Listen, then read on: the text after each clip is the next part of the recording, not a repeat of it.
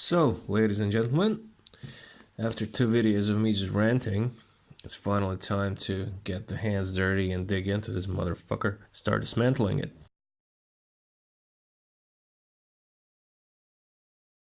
Since I've never done anything like this, I wanted to make sure that after we pulled the engine out and after some time has passed, because we're not going to do everything in a couple of days, it's going to be dragged out throughout maybe 2 or 3 maybe months.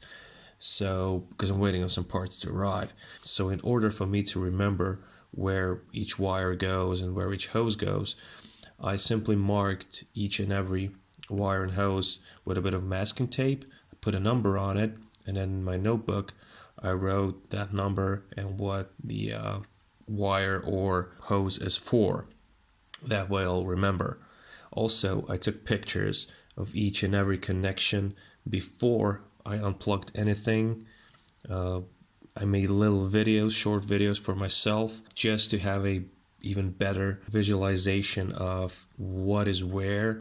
Now, if you're mechanically inclined, you don't really need to do this, although it wouldn't be a bad idea, especially if you're doing it for the first time. But I have zero mechanical experience, so I won't recognize what goes where. My mechanic will, but I just want to make sure on my end that I know as much as I can and I'm prepared as good as I can.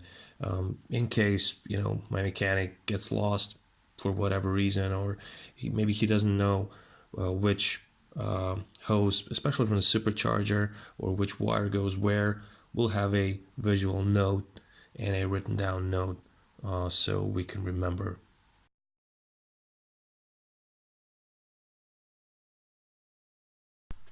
As far as removing the cluster, it's really easy. There are a couple of screws holding it in. After you remove them, you just pull out the cluster, and behind it there will be a single connector. Unplug it, that's it, comes right out. Now, to get to the cluster, you have to remove the silver trim piece that is on the left side of your steering wheel, which is basically the surround for your vent. Take a plastic prying tool and remove that trim piece, and then work yourself around the cluster. Remove those trim pieces, and you will then move on to removing the cluster itself.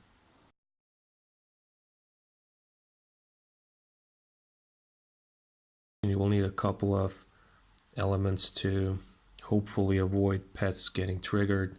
The BCM body control module being one of them.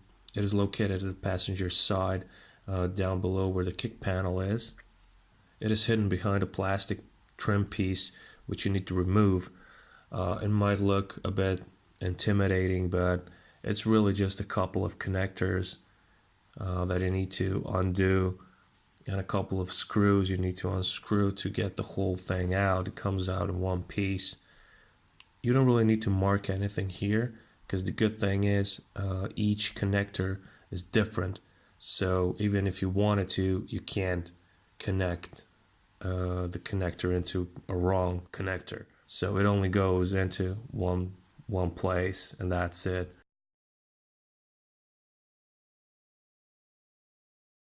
A third piece of the pet's puzzle would be the ignition and the key.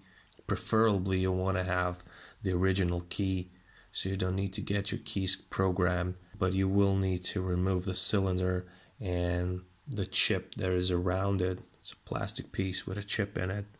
In order to remove the cylinder, you will first have to remove the plastic trim that is below your steering wheel.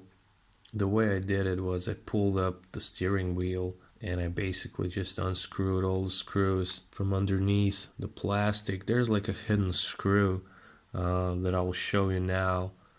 There's 2 bolts here, and then there's one inside this hole. See? After removing that metal piece that was here and removing this plastic, see this hole? All you need to do is push in on it, put your key in, put your key in the position where you can pull on it, push in, and then just wiggle your key, wiggle your cylinder out. Now, there you go. Yeah, it's out. Here's the pin that's holding the key from, so you can't pull it out. That's what you want to do.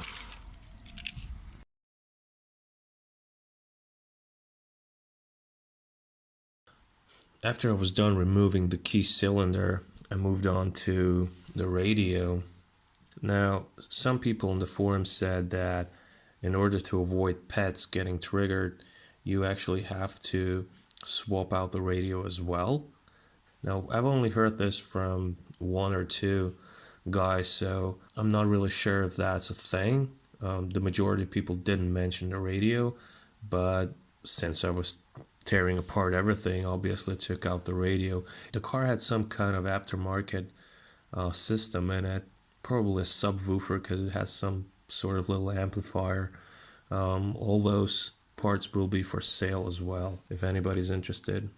In order to take out the radio, you basically need to take out the center console to get to the bottom screws. Once you got those out, you can then pry out the whole plastic piece.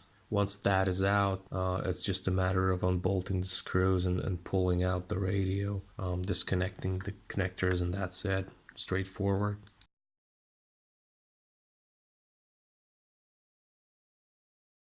After I was done pulling the radio, my buddy and mechanic Sinisha jumped in, and we then unbolted the entire dash. The whole thing basically just comes out. Now, since we were doing it for the first time, we didn't know exactly what bolts we needed to undo, so we basically we unbolted all of them. It was later that I found out on the forums that the whole thing actually comes out by just unbolting a couple of screws.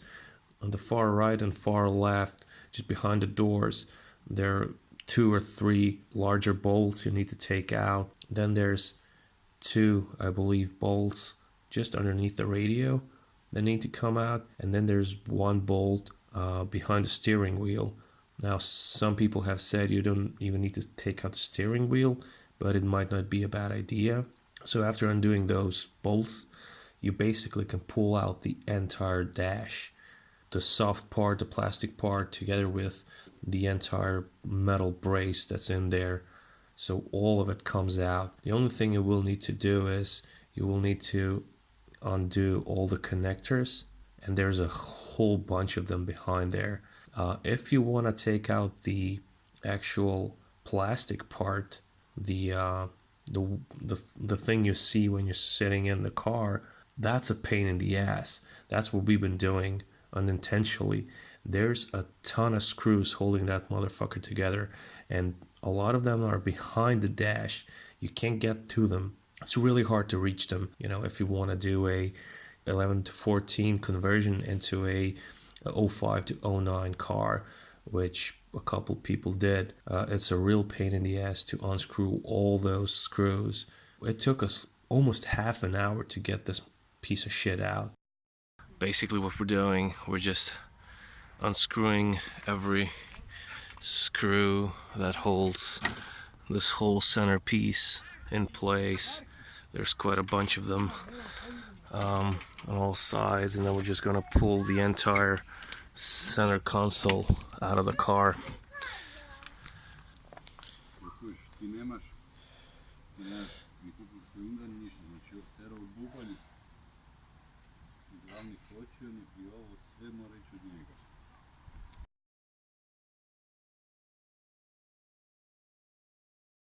As far as pulling the engine, my only advice really is to take your time. It's not hard, but you want to make sure that you disconnect everything so you don't rip something out. Behind the engine, there's a ground wire that we didn't see, so make sure you check that.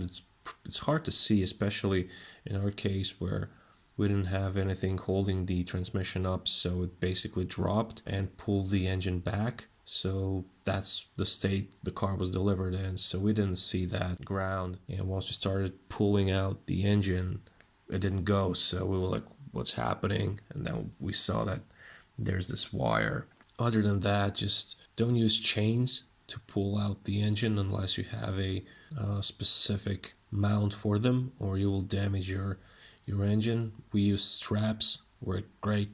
After we pulled the engine out, we actually discovered that the purge valve, which was now located on the blower, it was damaged because the engine was laying back and I was hitting the firewall, so it cracked. Fortunately, I have the exact one on 3.7, so I don't need to buy another one yet. Also, the oil pan has a dent in it. It's not leaking, but I don't want to mess with it, so I already ordered a new one.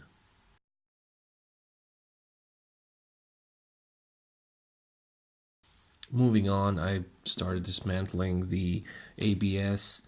Now, a couple people told me that as far as pets goes, you should swap out the ABS as well. I don't know if that's true or not. It was basically suggested by only, I think, one person. So again, not sure, but I'm dismantling the entire car, so everything down to bare metal. So it's coming off anyways, and it'll be sitting there. If we need it, it's there. As far as the lines go and everything, we checked in my car, so the 3.7, they seem to be identical, so no need to change the lines. They should all just bolt right up if we're even going to mess around with the ABS. I still need to compare the manufacturer numbers on the ABS, both 5.0 and 3.7, to see if there's an actual difference. I was told there's not, but I just want to make sure.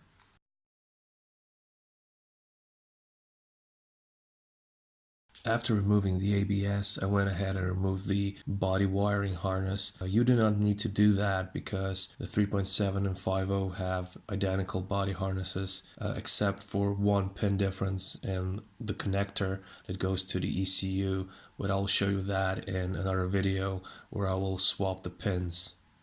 So I'm back behind the steering wheel, or what used to be the steering wheel, and I'm pulling out the wires that are left. I'm also removing the AC.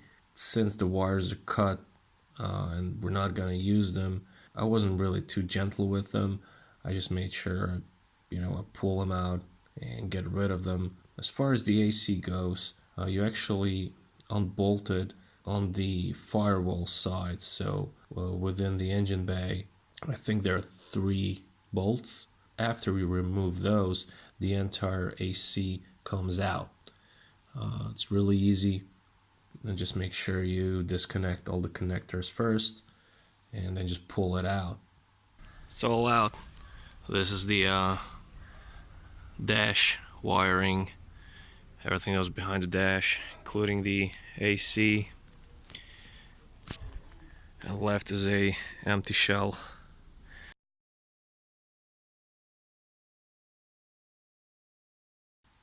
After that, I removed the struts and unbolted the power steering rack along with the brake sensor and all the other little bits and pieces that needed to come off in order for me to take off the K-member. The steering rack is held down by, I believe, 3 or 4 bolts. That's it. You unbolt those and you can take out the steering rack. One more thing, in order to take out the steering rack, I had to remove the sway bar first. Now, I don't know if there's a way around it, but since I was going to take it off anyways, it made my life easier that way. So just remove the sway bar first and then take out the steering rack. The K-member is held down by 4 bolts on each side, left and right, of the engine bay, as well as a couple screws from underneath, mainly behind the wheels. Left and right, I believe there's 1 screw on each side.